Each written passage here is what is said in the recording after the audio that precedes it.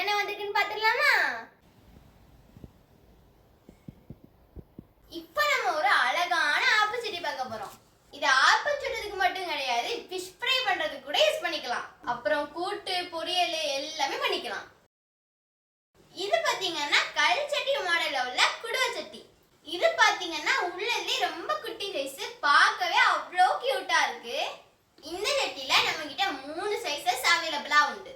Small, medium, big. இது பாத்தீங்கன்னா உள்ளே ரொம்ப பெரிய சைஸ். இப்ப கருப்பு சட்டிக்கெல்லாம் நம்மள்ட்ட லிட் வந்திருக்கு. இது பாத்தீங்கன்னா ஒரு அழகான பேன், பார்க்கவே அவ்வளோ சூப்பரா இருக்கு. நல்ல வெயிட்டா இருக்கும். இது பாத்தீங்கன்னா சாம்பார், அப்புறம் சிக்கன் குழம்பு, அந்த மாதிரி நிறைய குழம்பு வெரைட்டிஸ் வச்சுக்கலாம். நல்ல குடுவையா நல்ல ப்ராடா இருக்கும். அப்புறம் பாத்தீங்கன்னா ரைஸ் பாட்.